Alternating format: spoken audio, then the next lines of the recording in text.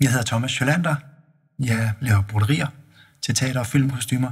Jeg er fra Svendborg og har mit firma her i Svendborg. Jeg er egentlig uddannet kostymeskrædder, og så har jeg så efterfølgende specialiseret mig i at lave maskinbroderi. Det har jeg i London hos et firma, der hedder Cosprop, som er et kendt kostymefirma. De manglede en, der kunne lave broderi, og så havde jeg min lille broderimaskine med, og så fik jeg lov at ligesom prøve mig frem. Og jeg har altid godt kunne lide detaljer og pynt og broderi og sådan ting på gamle kostymer.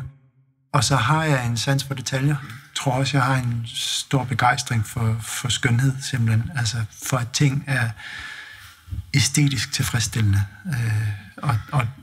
Og det er jo meget det, broderi går ud på, fordi det er jo på en eller anden måde forskønnelse af overflader, ikke?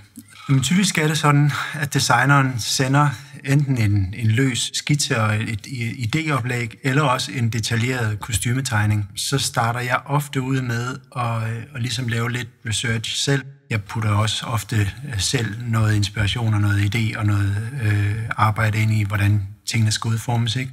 Og så går jeg simpelthen i gang med at programmere, lægger det ind i computeren, sporer hver enkelt lille sektion, så det bliver til stingområder. Så sender jeg det fra computeren over i symaskinen, hvor det så bliver syet. Først laver jeg nogle prøver, laver ændringer, andre farver, og når der så er godkendt, så sætter jeg det sammen til det færdige broderi. Altså jeg startede jo mit firma, efter vi flyttede hjem fra London i 2004, og jeg har været i gang siden. Det er meget nicheproduktion, jeg har. Det, jeg laver, er så smalt, og produktionerne i Danmark er måske alting taget i betragtning forholdsvis begrænset.